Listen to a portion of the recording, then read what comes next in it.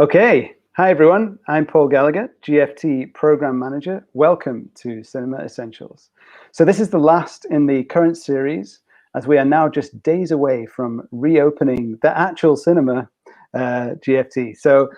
But my hope is to continue these conversations through a new upcoming Cinema Essentials season at GFT. Now, there's no definite plans for that yet, but that was always the hope. And so that is what I'm hoping we'll be able to work towards, showing some of these films and having more of these kinds of conversations in the cinema. So please watch this space for news as that develops. Today we've got live subtitles available, so you can access them by clicking the link in the show description. And I just want to say, as ever, thanks to BFI Film Feels Connected for their funding support for this series. And please, if you're watching, take a minute to fill in their survey, which is linked in the show description. We'd really appreciate it. So today, I'm delighted to welcome my two guests. You can see them above me. My two guests, Grainne Humphreys, Director of Dublin International Film Festival, and film writer Iana Murray. Welcome, both of you, to Cinema Essentials.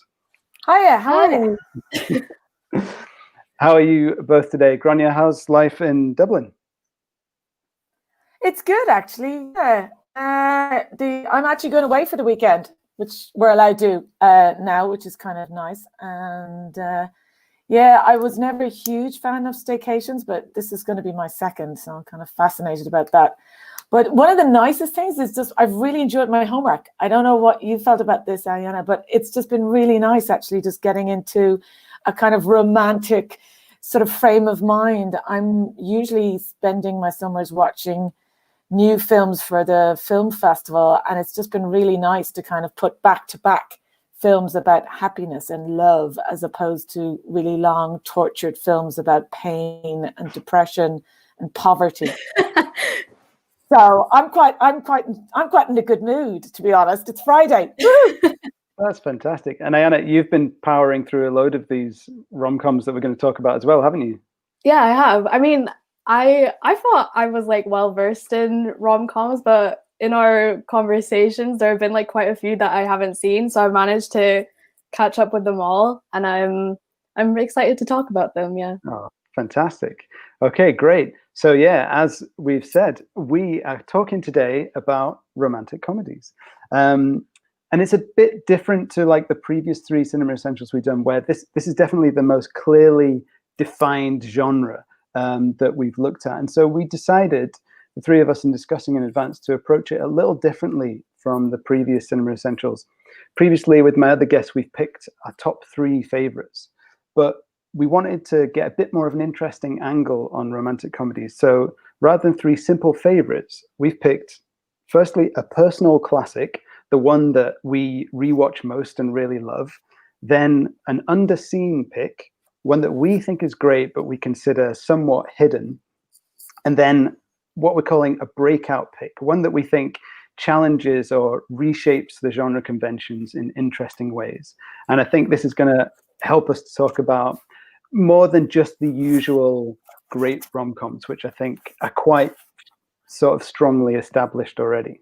So if you're watching, we'd love to hear your comments on any of the films that we talk about, any of the titles that we bring up as our picks, and also any of your picks that fit into those three categories: the personal pick, the underseen pick, and the breakout pick. We'd love to hear your titles, and we'll talk about them as you bring them in. Just add them in the comments section below this video on Facebook. Okay, so let's begin by looking at a recent documentary that gives us a really good setup for discussing this whole genre. The film is helpfully titled Romantic Comedy, and it's an extended video essay, really, by director Elisabeth Sankey, in which she examines how romantic comedies have played a key role in her own life and her worldview, and how she's learned, as she's grown older, to critique the genre and ask more questions of it. It's packed with clips from romantic comedies with a distinct 90s, 2000s bias, and it's a really entertaining look at this most resilient of genres. So, Grainne, my question is, did you fall in love with romantic comedy? Not necessarily with this romantic comedy, but with the entire genre, absolutely. I actually feel like I'm wearing my Nora Ephron twin cardigan, my twin set cardigan, actually, in kind of honor of the kind of uniform for Meg Ryan and You've Got Mail and When Harry Met Sally. And I think, I mean, it's a wonderful genre. It's incredibly open and kind of porous, and it's so popular. It's unbelievable. I mean, it's always really interesting that the world's been dominated by Tenet in the last couple of like weeks, and yet, you know, to my mind, something like a kind of rom-com would have been a really good option as well, because it would make people feel better as opposed to pummeling them to death, which is what Tenet basically does.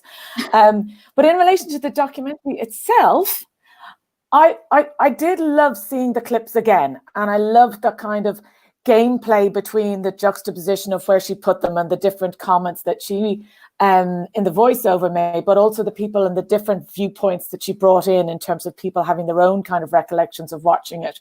There's some very funny, I think, kind of sections where she's very, you know, able to take on particular sort of sequences. And again, reminded me of films that I had seen, and sometimes you forget how funny they actually were. You know, sometimes that's one of the things that you need a documentary like this to kind of remind you of the high points, because there are a lot of romantic comedies. In my head, I just feel like it's always a genre that is somewhat sidelined and inferior to the way in which a lot of the big genres are dealt with. And therefore, I wanted a tiny bit more kind of intellectual, historical context. I also think that, as ever, you know, we're talking about very good-looking people, usually with other very good-looking people in lovely places. And there is always that danger that sometimes it can seem so superficial, that without, as I said, maybe a more intellectual framework, it slightly became a kind of the guilty pleasure that I think the genre gets placed into. But having said that, the other thing it was, which I thought was really interesting, is when I watched all these films again, and I don't know what you felt, but these films are getting really long. They're now nearly 2 hours long. And one of the great things about romantic comedy, the documentary, is that it's only about 70 minutes long. So it actually takes you through one of the great elements, I suppose, of romantic comedies, which is that, you know, the kind of speed with which the story is accelerated, and the kind of, I think the kind of knowledge and kind of smiling nod to the audience, which is very much part of rom-com. So all the conventions were in the documentary, and it got you out very quickly. But as I said, in my head, it just slightly lacked, as I said, a bit more kind of maybe depth to it, very much from a fan perspective. What did you think, Anna? It's a fun watch, isn't it? But like Grainne was saying there, did it offer you much to kind of get your teeth into? Yeah, I think the documentary like covers all the bases of maybe what's problematic about the genre, but I think like my biggest qualm with it is that it kind of dunks on the genre so much, but it's only looking at this very specific type of romantic comedy, you know, like the studio comedies from America or Britain. The genre is so open to interpretation, which I think is great in our conversations, and the movies that we've chosen, they're all so diverse. So I think, you know, picking out what's problematic with the romantic comedy and ascribing it to the whole genre might not be the way to approach it. There are so many, you know, great romantic comedies that don't succumb to those, you know, problematic aspects. And you know, at the end of the documentary, she's talking the whole time about, you know, these white middle-class heteronormative romantic comedies. And then at the end, she kind of, you know, says at the end, oh, and then I started looking outside to, you know, independent cinema, and she realizes that there's more to romantic comedies than just that. You know, you could have spent the whole documentary talking about those films instead, and kind of, you know, explored what makes romantic comedy so great beyond that narrow viewpoint that we might be introduced to the genre through. Yeah. And she does, Grainne, do you agree, like, with the points that Elisabeth Sankey makes about the problems with rom-coms? Like Iana referred there to like how she does identify problematic areas of rom-coms, and how did you feel about the way she kind of approached that? I mean, I'm going to say it's a start. Do you know what I mean? I mean, one of the things that I think is really interesting is I'm a card-carrying fan of When Harry Met Sally, and I've watched it. I remember seeing it the day it opened, and going back to see it again. And I showed it for my 30th birthday party. And what I think is really interesting is when it has its anniversary, was it 2 years ago? It was now finally getting positioned into the center of the romantic comedy genre, and it was being seen for all of the different reasons. Do you know what I mean? The Nora Ephron, the Rob Reiner, the casting, the New York setting, all of those things. But it feels like that is one of the things that's really interesting about it, is that things move at a glacial space when you're talking about romantic comedies in terms of them to be seen. I watched it again recently. I've watched it in so many weird places, but I saw it in the Hollywood Cemetery and about a year ago, and I was really struck at how white it was. As if I'd never seen this before. Do you know what I mean? And that is part of the issues. Do you know what I mean? And I felt that was something, that documentary I think was made last year, and it genuinely, as Iana pointed out, there are big gaps that actually happen in this genre, and I genuinely think there are lots of films that do address that and are about, have diverse casts that have really interesting kind of like dynamics. Foreign language is something else that I felt like it is a bit of a struggle to find foreign language romantic comedies, but they are there. And I think that there's, it's one thing to identify a particular absence or a gap or something that you feel has been ignored. But I think in a documentary like this, I felt like there could have been as much time put into them, rather than something like Amelie just being a kind of throwaway clip. Because I think it's a genre that's, it travels all over the world. I mean, the other thing that's really interesting about it is its remake potential is a lot. You find a lot of films are remade. Do you know what I mean? That you have one in one language or one culture, and it's remade back and forth in different cultures. So it felt like that was another kind of absence. The other side to it is I'm very boring on this, but they're quite low budget. And I think it's really interesting that side to it, do you know what I mean? That there is that ability to make them, that there's a kind of way in which they are released in a very, very different way to a kind of tent pole, like, as I said, to mention Tenet again, way that, there's a different way in which they're actually sold. She does talk a tiny bit about how critics perceive them, but I think it's also really interesting to see how they are presented. And the kind of female audience is another thing that's really interesting, because I know a lot of people who go to the cinema to see rom-coms, and they're not all women, as if that's just the only target. Yeah, it's really interesting. Some of these points, like about, you were saying about it would have been interesting if they released a rom-com as an alternative to Tenet to kind of bring people back to the cinema. And Iana, I think you know more about this than me, but like, am I right in saying that Netflix have kind of made a bit of a niche of kind of reviving the rom-com almost, and it maybe ties into the low budget aspect as well, and also the kind of non-cinematic perception of rom-coms, that like Netflix have kind of not cornered the market, but they seem to be trying to really push rom-coms as product, but also perhaps in interesting directions as well. Yeah, I think as movie budgets have gotten bigger, studios are less.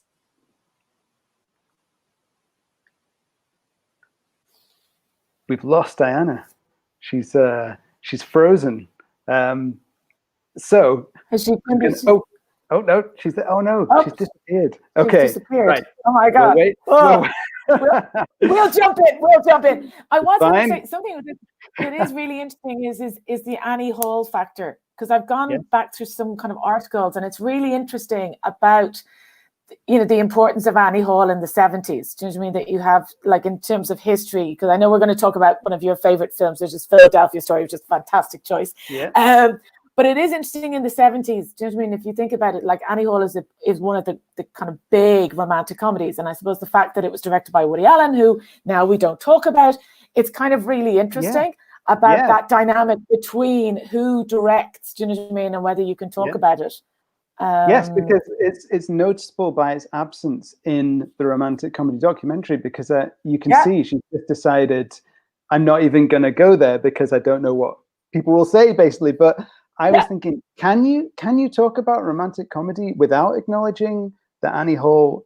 It's like such a. I'm so sorry. I think my connection died out, so I've just ran to a different room to see if that will work. Hey, no worries. Don't worry. No, it's fine.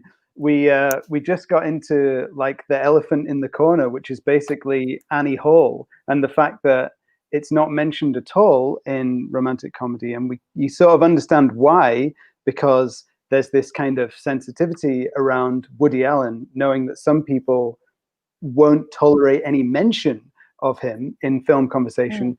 But then in romantic comedy, you can't really imagine When Harry Met Sally, or Friends for that matter, without Annie Hall. Grainne, I sort of jumped in on you, but that's where you were going, really, wasn't it? Well, it just feels like, sorry, we were just jumping around. But one of the things I think is interesting is about New York, and how New York is like the home of the rom-com. Do you know what I mean? And everything. And I think it's was it Nora Ephron or something? I think was saying that one of the things about when she was shooting a lot of her films, it was like, oh, Woody's got here first. If we go to Central Park, or if we go to the Metropolitan Museum, or if we go anywhere, it's already been covered. But it is just interesting about the Annie Hall thing. But you were talking about Netflix, and I was really interested about that way in which they kind of suddenly celebrated and exploded the rom-com within their kind of selection and curation. Yeah, I just think it's pretty interesting that they've sort of cornered the market on the mid-budget rom-com. And I was talking, I think I mentioned before about, the documentary doesn't really cover independent cinema, that, oh my God, there's someone coming in. Sorry, I'm in here. Sorry, I'm in my parents' house. This is a rom-com. So this is the most exciting cinema we've ever done. I knew this was going to happen. I knew this was going to happen.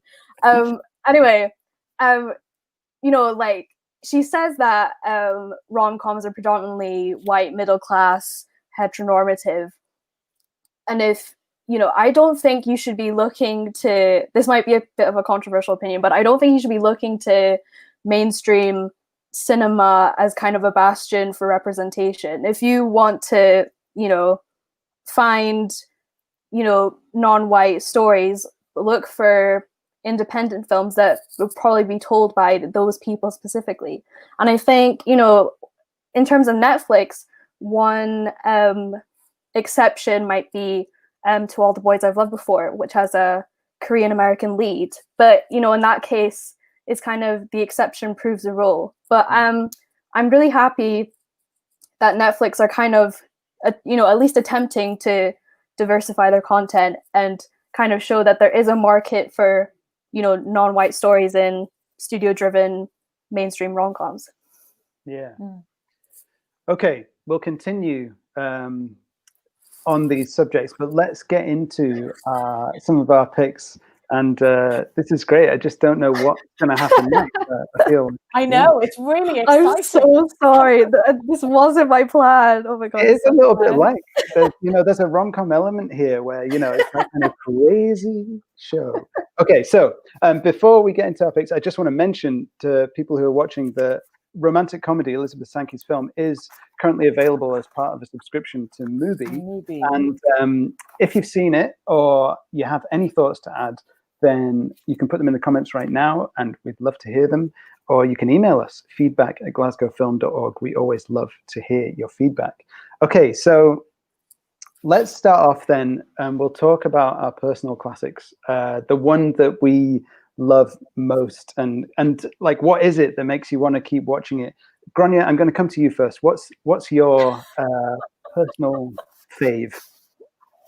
Well, it's funny actually, because I think one of the things about rom-coms is that you watch them over and over again. And I think if I was to actually have somebody doing a count or a toss on how many times I've seen, with Harry Met Sally, Notting Hill are the two that I actually probably can literally recite nearly all the dialogue to. But one of the other things is that I think that rom-coms actually, probably because they're so brilliantly written for the most part, do lend themselves to actually having dialogue that you remember. I mean, it really is. It becomes nearly a hilarious default setting to respond in the same kind of kind of voice or attitude of kind of Catherine Keener or whoever. My choice, as I said, was kind of one that I went back to and watched it again a couple of days ago and so enjoyed, and it was Moonstruck, which is really interesting in a number of different ways. I mean, one is it's directed by Norman Jewisham, 1987. So it's a film that was directed by a very, very competent Canadian director. He made many films, including Thomas Crown Affair, Rollerball, lots of different types of genres. And to this, it seemed to me that he kind of said, right, I'm going to get the casting writer, set it in New York, and I'm going to let the screenplay, which is written by John Patrick Shanley, take over. And it's basically about a woman played by Cher, aged 41, playing a woman aged 37, who gets proposed to by Danny Aiello, who's going to Sicily to visit his dying mother. And she goes to tell his estranged brother, played by Nicolas Cage, aged 23, that he hopefully the feud with his brother is coming to an end, and that she hopes he'll come to the wedding. And they fall madly in love. And it is set over, I think, about 3 days or maybe slightly longer. But it's absolutely wonderful. And I think it's a combination of the screenplay. It's so fast. It is about, I think it's about 1 hour and 106 minutes long. So it goes really fast. It's brilliantly cast. Two of the actors actually won Oscars. Cher, obviously, for Best Actress, and Best Supporting Actress went to Olivia Dukakis as her mother. And it won Best Screenplay, which is really rare for a romantic comedy, for a comedy, to actually have that kind of profile. It had 6 nominations in total. The other thing I wanted to flag about it, and I think it's really important part of rom-coms, is the music. Like a lot of Nora Ephron films, it's filled with American standards, but it's a big Dean Martin film, and That's Amore pretty much kind of starts and kind of ends and floats the whole way through it. But it's a big, sweeping, lush story about opposites who meet. It's, as I said, so quick that actually there isn't some huge, long dithering about her. And it's so brilliantly written that you actually get a sense of the loneliness that is Loretta and the main character very, very quickly. And then what's very funny is that they all seem to be acting in a very kind of New York theater style. They're all very polished, great delivery, great warmth. It's a very Italian family. And the community is very well defined in terms of the local store and the way in which the old man walks his dogs, etc. But Nicolas Cage, as he has for the entire of his career, looks like he's in some punk opera. And he plays a baker who's lost his hand. And it's outrageous posturing in a kind of wife beater T-shirt. And he just injects into this quite kind of what you feel is quite conventional setup of a kind of an Italian-American kind of, sort of comedy or melodrama, this huge injection of kind of energy and madness. And the whole thing makes sense because he is bringing to her the lack of excitement that she has in her life and that she thinks that she will never find because, of course, at 37, it's close to being over. But I have to say, like many people, we now have this bloody thing beside us. And most of the time, if we're bored, we go to that. I didn't at all. I absolutely just remembered and fell back in love with it again. So that would be a film that, as I said, I went back to and I really, really enjoyed and remembered why I'd loved it the first time. Oh, that's great. And it's like you said, I find that these movies, it's the script, these rom-coms in particular, the ones that you love are the ones that are just so sharply written. So Moonstruck, and yeah. I've just noticed this comment from David Gattens, who I think he might be slightly trolling us in a kind of Oscars La La Land. He said, "I love Moonlight, great pick." So nice one, David. But anyway, so Moonstruck is a bit of a Okay, I've never seen it, and I still haven't seen it. So I'm going to quickly pass over to, but I want to. But Iana, I know you've watched it recently. What's your take on Moonstruck, Iana? So I had never seen it before, and I only watched it for the first time this week. But I thought it was amazing because, you know, when Nicolas Cage pops up and he talks about how he lost his hand, and he says that iconic line, it's like, "I lost my hand, I lost my wife," and I was saying it along with him, like I knew it, and I had never seen the film before. I think, but yeah, Nicolas Cage is so great in it, and it's such a obviously it's a very quotable movie. It has a great, an amazing screenplay by John Patrick Shanley, who's a playwright that I really love. So, but yeah, and Cher is amazing in it as well. I'd never seen her act outside of Mamma Mia, Here We Go Again. Yeah. I know. So I was like, oh wow, she really can. She's amazing. But she's it's fun to see her be so you know, really grounded and humble, which is not what I typically associate her with. But yeah, it's such a great film. I really loved it. Oh, great. Okay, it's on my list, Grainne. I'm gonna get to it. But right, I'll give you my pick next of my kind of classic one that I love to rewatch. So you mentioned it earlier already, Grainne. It's the Philadelphia Story from 1940. The truth is that this is my just absolute favorite era of romantic comedies. Like, in a way, I can't get past the late 30s, early 40s, because and films like, I'm just going to list a few others that could have been here: His Girl Friday, Bringing Up Baby, The Shop Around the Corner, The Lady Eve. Oh man, The Lady Eve. And slightly earlier, It Happened One Night with Clark Gable and Claudette Colbert. But it's the scripts, the performances, the economy of the storytelling. Grainne, you've referred a few times to how short rom-coms are and how pleasingly short. And these films, they're all like 90 minutes or under. Well, no, Philadelphia Story is an hour and 45, but you know, still under 2 hours. And the Philadelphia Story in particular, I think, is kind of one of the greatest casts in terms of this type of movie. I mean, you've got Jimmy Stewart and Cary Grant, but then Katharine Hepburn at the center of it all. Like, the three of them, incredible performances, and all playing just what the script needs. And it's that kind of Shakespearean approach to comedy where it's all about the setup and then the ultimate payoffs. And like, the Philadelphia Story perfectly sets up this weekend at this big house where Katharine Hepburn, Tracy Lord, society heiress, is going to marry for the second time this guy who we know is a complete, you know, he's not right for her. He's a boring washout.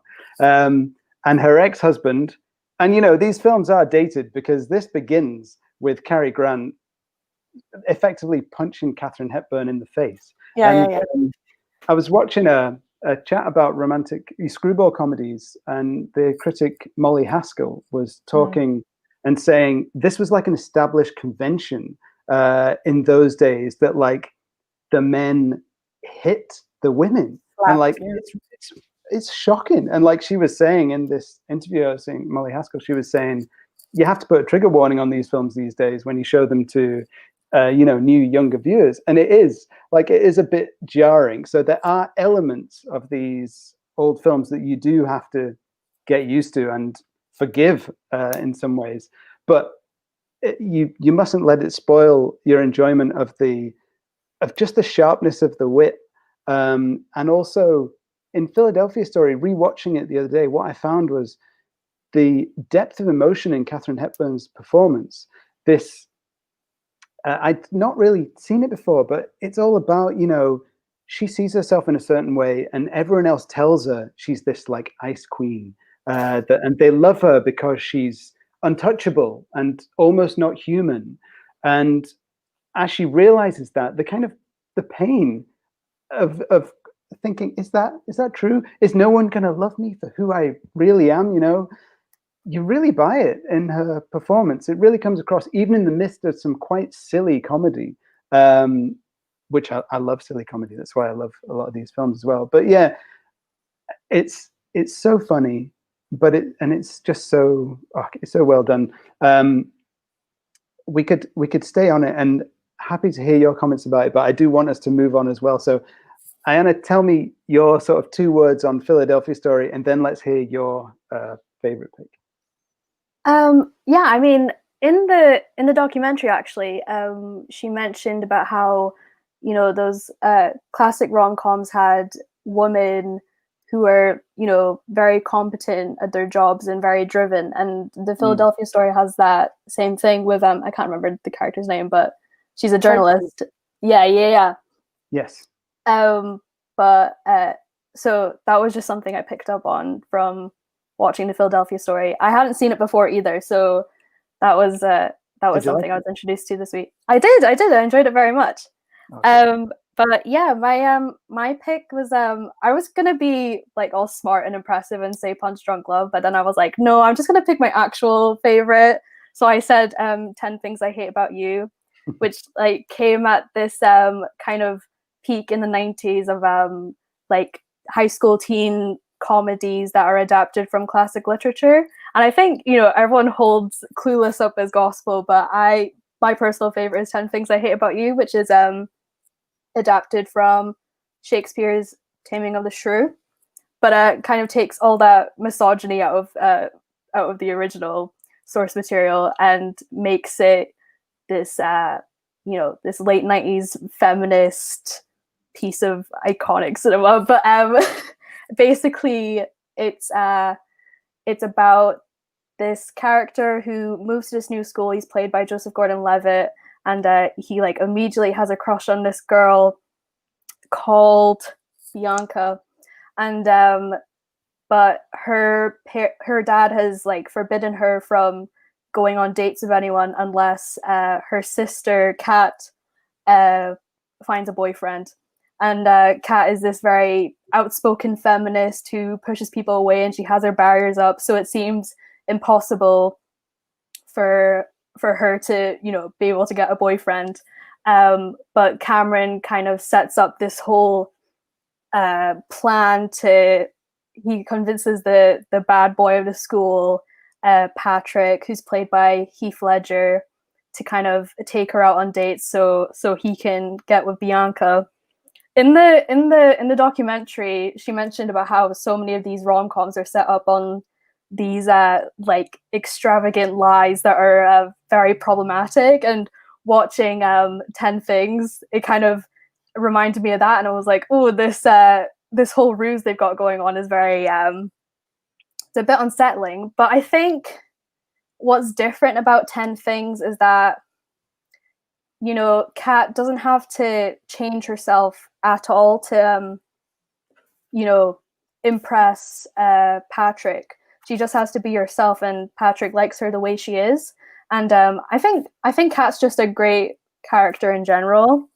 You know, she's held up as this again, this very outspoken feminist, but she's also very early on, she's called out for her like blatantly white feminism, which I thought was pretty ahead of its time, considering how much we talk about intersectional feminism now versus, you know, kind of the early days of third wave feminism back in the day. But I just think 10 Things is a great movie. You know, despite its flaws, it's really quotable. Heath Ledger's amazing. I think it was his first film in America, and he completely steals it.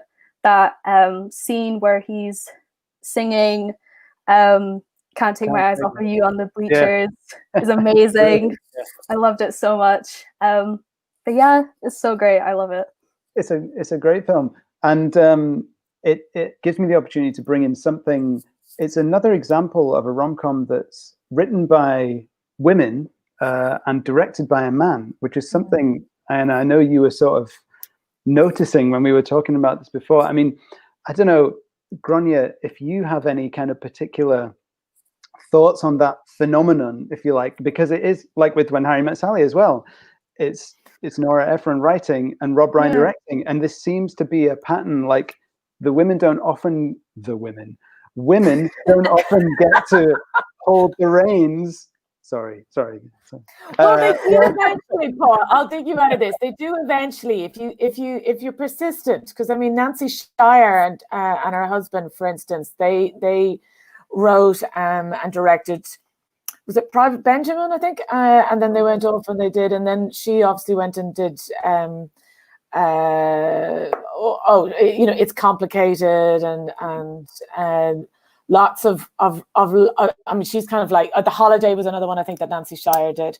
And I think did What Women Want. I think Nancy Myers. Nancy Meyer, not Dyer too. I was using her married name. Oops, Daisy.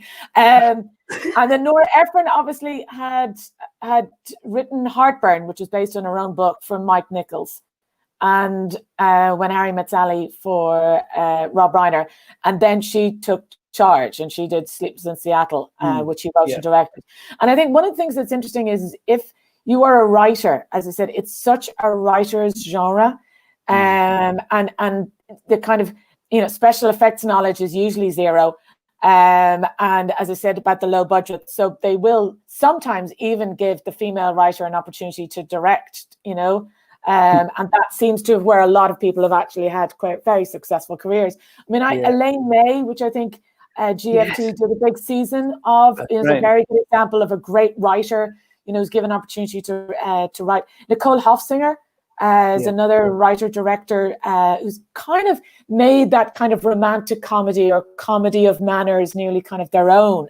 And I think the other thing that's interesting is that when you look back at a lot, as I said, Norman Jewisham earlier, or George Cukor, who was a very, very good director of comedies. Do you know what I mean? I mean, Philadelphia Story, he also, I think, did Adam's Rib, which is another one I absolutely love. But often some of the rom-coms feel like they sit at the early part of a person's career. Again, they do a rom-com and then they go on to make more serious films. Whereas actually, it feels like it is very definitely an interesting thing for, male directors. It seems like there's very few of them that I can think of, with the exception of the Woody Allen, who's gone back to that genre repeatedly. Do you know what I mean? That, as I said, it feels like some people see it as a stepping stone. You do your rom-com, you get to know the actors, and then you move on and do a more serious, possibly more Oscar-worthy type of film. And that's a kind of dynamic that's interesting. Because the other side to it is, and something I'm curious about, is do people like their films to be defined as romantic comedies? Because it feels like then it's put into a particular box. I know, Mike Newell, for instance, in 4 Weddings and a Funeral, and Richard Curtis, who we haven't talked about at all, actually. I mean, he's a really interesting example. And then he, of course, as a writer, went on to direct. But Mike Newell went off and did Harry Potter. I mean, he's not necessarily a romantic comedy specialist. But 4 Weddings is very definitely a brilliantly written film. Do you know what I mean? I mean, that's all about the story and the dynamic there. And to come back to the documentary, she talks about that a little bit, doesn't she? About kind of undercover rom-coms. Like, I think Silver Linings Playbook is a good example of that. And because David O. Russell, you can imagine from hearing what he's like, he wouldn't want to be known as a rom-com director. Exactly. I'm a serious filmmaker. But, but there's that perception. Whereas, in fact, Silver Linings Playbook sits alongside some of those classic screwball comedies, really, when you look at the structure and the performances and the dialogue and the kind of craziness of the situation, and it's really well done. But there is that fear of being labeled a romantic comedy. So to let your film go all the way to the Oscars, you've got to make people think it's anything but a romantic comedy. And it's also really hard. I mean, I don't know enough because I haven't been on a film set in 100 years. But I do feel like to make a really good comedy, you have to be incredibly talented, and you actually have to be able to pull performances from, actors. You have to try and make it funny without actually knowing if it's actually going to communicate to a group of 300 people sitting in a cinema as funny, and keep going. And I just think that that's way harder than murdering somebody in the first 10 minutes and then trying to find out who did it. Do you know what I mean? I mean, that's an episode of Murder, She Wrote. And so I'm really intrigued, do you know what I mean, about why it's denigrated, that idea that comedy is hard. And I love the fact that a lot of actors kind of go through that progression. I mean, I think Tom Hanks, for instance, the move from the kind of splash Tom Hanks, for instance, which is another rom-com, through the Nora Ephron Sleeps in Seattle, You've Got Mail period, to the kind of Spielberg. It was a really important part of that journey. Do you know what I mean? To see him as a kind of romantic man, somebody that would be a very, good partner and a good mate, was definitely important to him. And there's some actors, as we know, cannot do romantic comedy, no matter how many times their agent or people think that they're good looking enough to do it. They're planks. I mean, God bless Matthew McConaughey. He is good in some things, but he is not capable of doing rom-coms, And I think was the great thing they said about His Girl Friday, about doing it faster and faster and faster. Yeah. You can sometimes see actors just literally cannot do the dialogue fast enough to get the energy up. So it's interesting as well, because about the difficulty of romantic comedy, I thought about the fact that it's the one genre that has kind of defied filmmakers who I think are maybe the best, the Coen brothers. Like, their shot at romantic comedy was Intolerable Cruelty, with George Clooney and Catherine Zeta-Jones. And it's good, but they don't master it. They don't master the genre, even though Clooney can do the Cary Grant stuff, as he showed in Oh Brother, Where Art Thou. He's brilliant at it. And Out of Sight. But anyway, we could go on, but we are short on time. So Iana, I want to get to your underseen recommendation. What's the one that you really want people to check out? I picked Benjamin, which is it was directed by Simon Amstell. I saw it for the first time at Glasgow Film Festival, actually, and I fell in love with it immediately. It's so sweet, and barely anyone's seen it, which I think is such a crime. But basically, it's kind of meta. It's about this director who's about to unveil his second film at London Film Festival, but he thinks it's a sort of a train wreck, and it's been a number of years since his first film, which was highly acclaimed, so there's kind of a lot of expectations around him. And among all of this, he meets and falls in love with this French music student called Noah, and they kind of have this very awkward flirtation.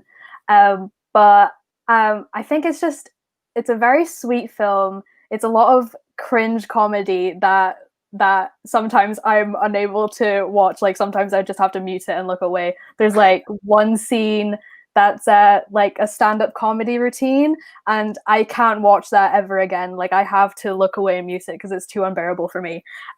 But even still, it's so funny in that, very subtle, awkward way. It's not exactly laugh out loud, but I just very enjoy that type of comedy a lot.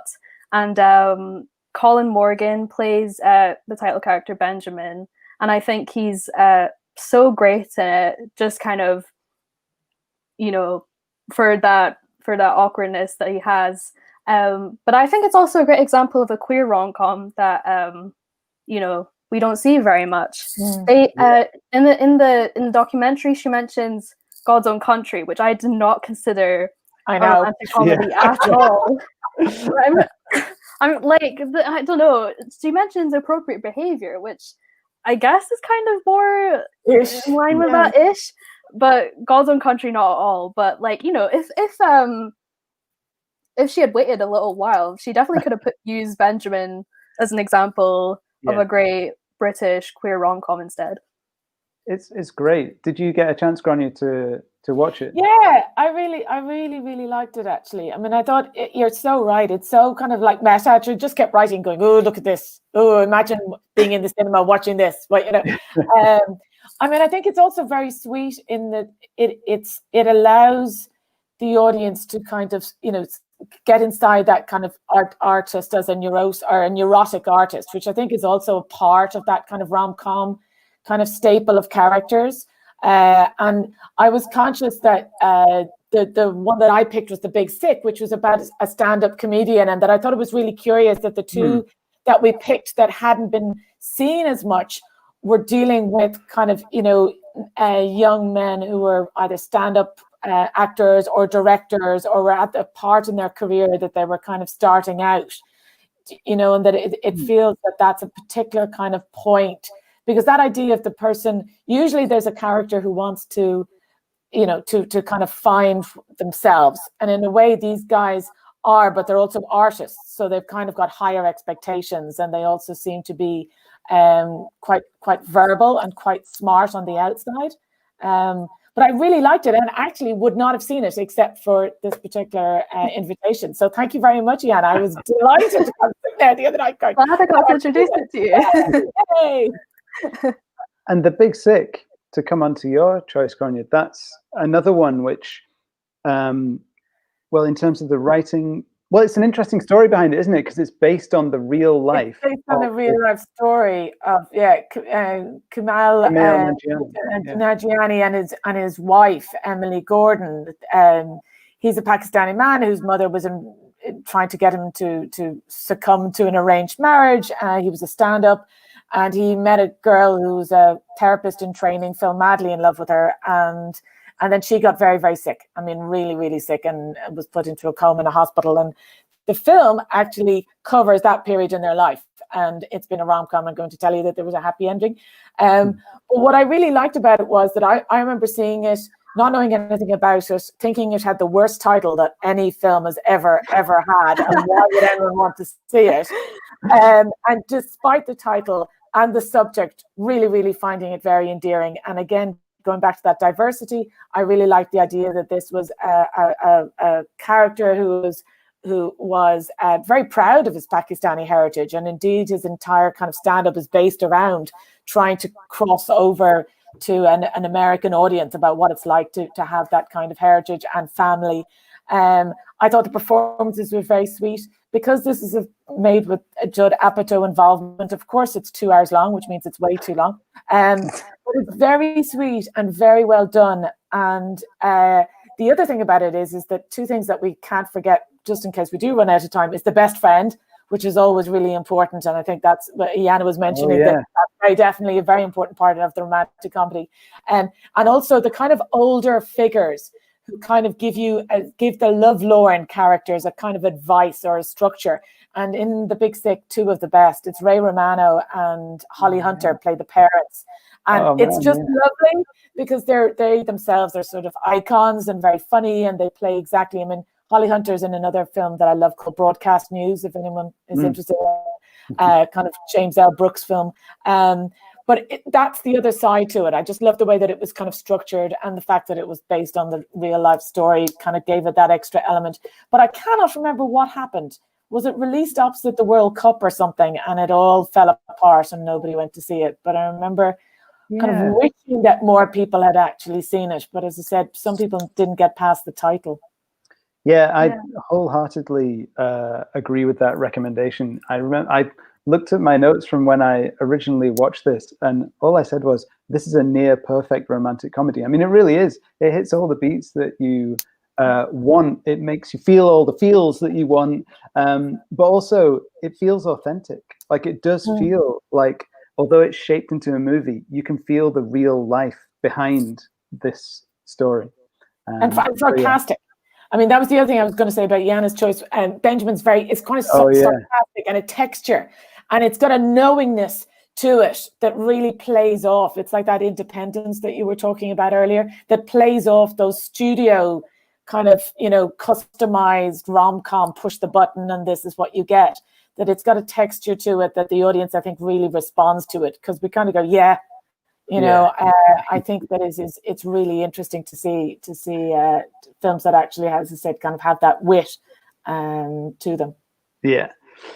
We've got a really interesting question in the comments, but if we choose to answer it, we may not get to talk about the rest of our picks.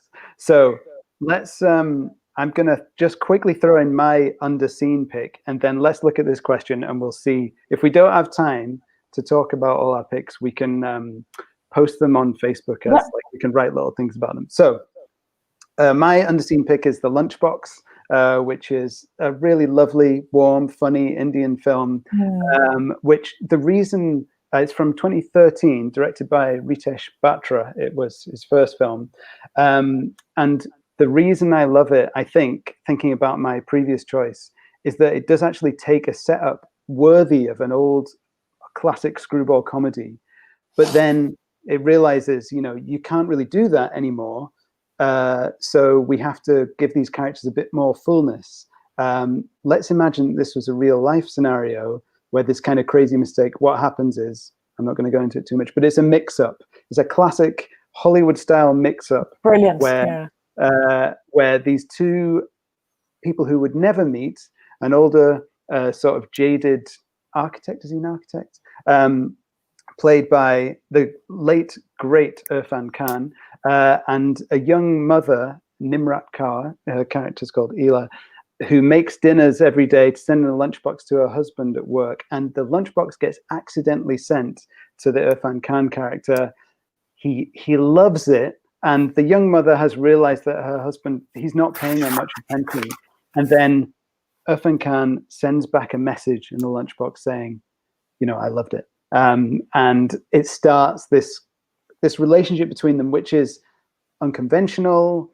It's not quite a romance. Like, I'm not going to say where the story goes, but it's got all the tropes of a rom-com, but it kind of infuses it all with something new. And in this culture as well of bustling Mumbai, it's really showing you that, especially for a Western audience, it's showing you the world is out there and they know how to tell stories.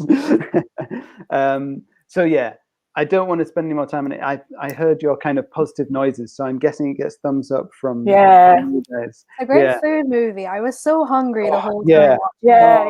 Goodness, so much delicious food. Okay, let's just look at this question, right? And if we don't get to our unconventional picks, we can just name the titles. So Kelly McGrennan said, love and romance are not exclusively experienced by women. So why do you think our society codes rom-coms, love songs, etc. as feminine? Why are men, generally speaking, less interested in these forms of media? Apologies if you already touched on this. Well, we haven't really, apart from talking about, no, we haven't really, have we? Like, we've sort of skirted around it a bit, but what's your take on that, Grainne? Answer solve the question. Oh, did you hear me, Grainne? No, sorry, I didn't. I heard solve the question, but I wasn't quite sure what the question was. It's about sorry, carry on. Can you see it? It's in the comments. If you look on I think that's binary. I think that's the usual thing of something having to be one or the other, or that you actually. It's a kind of shorthand and simplistic in the idea that war films or kind of crime films or kind of, as I said, a particular type of cinema, it's like thinking that history biographies or history documentaries are only sort of liked by, sort of my dad-like characters. I mean, I do think the other side to it is very definitely, they came out, you pointed out that they came out, the 30s and 40s were definitely a heyday, and that was definitely when women were, very, very strong in the workforce. They actually had, money. They were going to the cinema. There was a definite appeal to female audiences to show films and genres that appealed to them. And I think it might be a legacy from then. Do you know what I mean? That it kind of got identified along with the melodramas that happened in the kind of 30s and 40s as women's pictures. And then unfortunately, many, many years later, it's still, I'm talking in terms of films, it's still perceived in that way. I also think that, and I'm not going to take pot shots at marketing, but that idea that if you can try and find an audience for a film and get that audience to go, and I think there was a decision made that if you want to define a particular type of film, like a Nora Ephron film, as appealing to a female audience, and then just throw all your elements to it, and that the only male audience members who are there are either by accident or under duress, that the tickets will be bought by one particular part of the sort of cinema going audience. It's very lazy, and I think it's actually held back. I think cinema a lot. I think particularly some of the kind of I'm not quite sure I would agree with Iana about I think mainstream cinema has a responsibility to show, or at least reflect, the society in which we live in, and the fact that they don't means that there is problems for people in terms of not seeing themselves represented on screen. And I think that's pretty much the case when it comes to defining love and romance experienced by women or for women, and locking off that. It also means that the other way doesn't happen. It's like, let's have the response to the big blockbusters only being defined by a particular kind of male nerd coming out as being the only people who can unlock Christopher Nolan's head. Yeah. Do you know what I mean? Yeah. So a lot of it's got to do with the shorthand, I would say.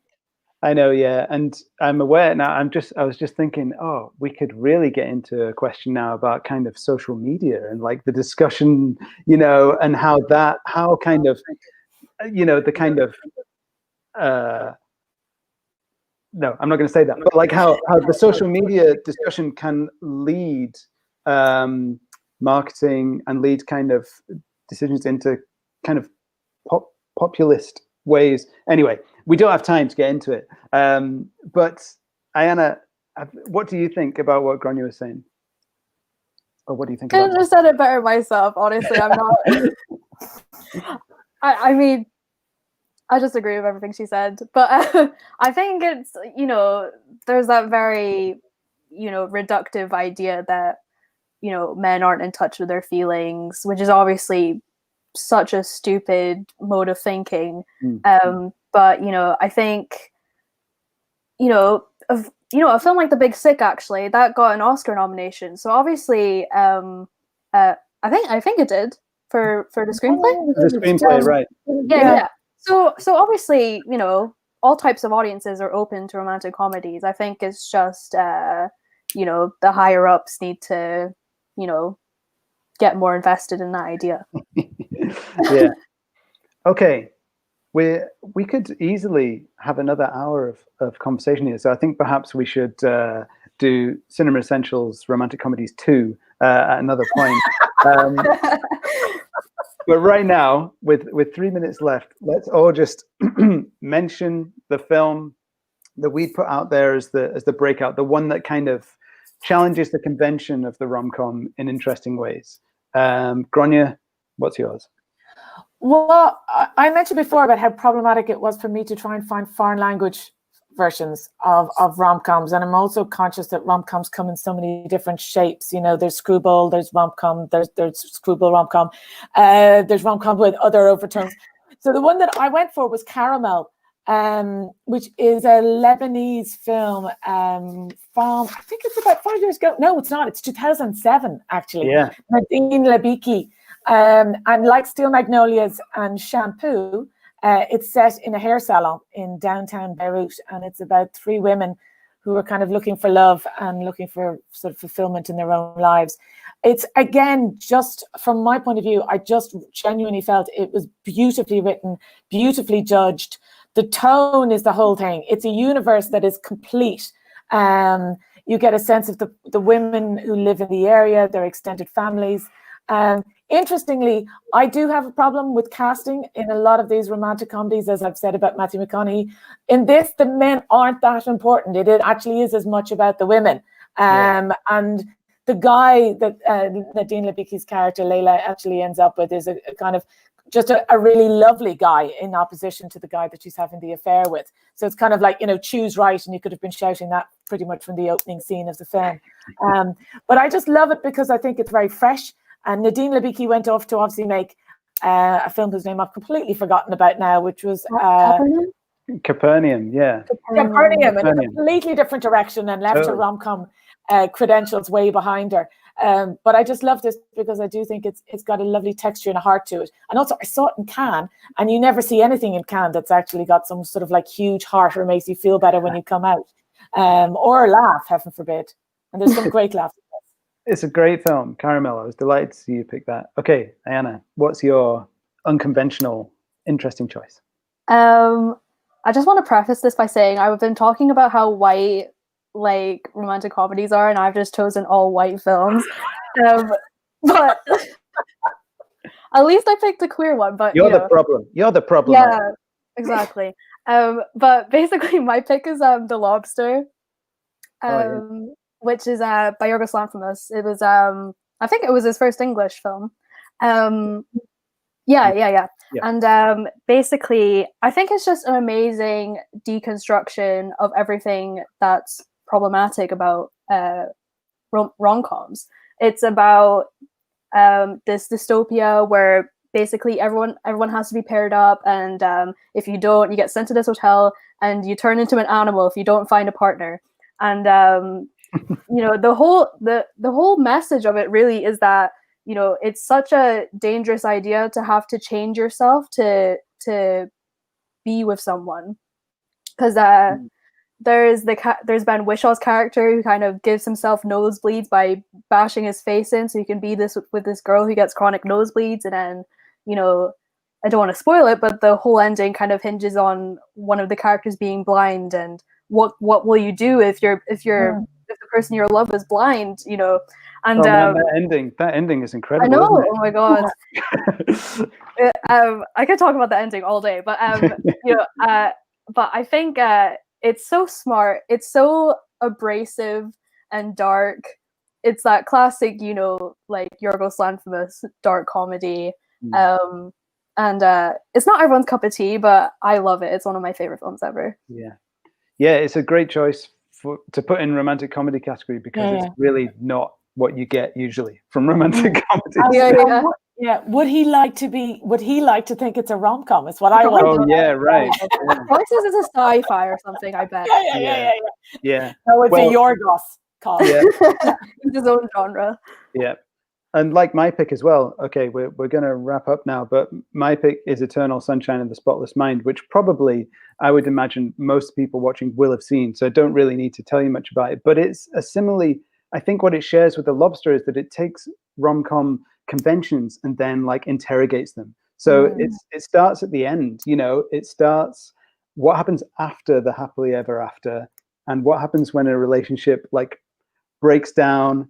What is worth living through, if you like? Are the bad bits worth living through because you've still got some good bits? And I love the way Eternal Sunshine poses that question in sort of reverse chronology of the relationship. In fact, we've mentioned Christopher Nolan quite a lot, but last time I watched Eternal Sunshine, I thought this is actually quite similar to Memento in structure, because it's a story told backwards, and it really makes you think about, where the value is in a relationship. Is it just about happiness, or is love something else? I love Eternal Sunshine. Okay. So yeah, great. Right, okay. We better wrap up. But there's so many more things that we could say. Thanks, and sorry that we've run out of time, Iana and Grainne. It's been really brilliant. It's been fun. Yeah. And, sorry for all the chaos. That was great fun. Yeah, absolutely fun. And if we do get the chance to do some Cinema Essentials in GFT, I'd love it if you would come, speak, help share these films with the audience. So let's hope we can do that at some point when we can actually be closer to each other again. Brilliant. And just to say thanks everyone for watching. Like I said at the start, please, if you have a moment to fill in the BFI survey in the description to the show, that would be great. Last thing, GFT reopens on Monday, 31st of August. Go to glasgowfilm.org to see what films you can get tickets for. We're very excited about opening the doors again. We'd love to see you there. We've put lots of safety, health and safety measures in place. You can find out all about it on the website. And that's it. Thanks to my guest. Thanks to Claire behind the scenes. Thanks to our subtitler. Thanks everyone for watching all these Cinema Essentials. Bye, Grainne. Bye, Iana. Bye. Bye, Iana. Bye. Thank you. See you later. Take care.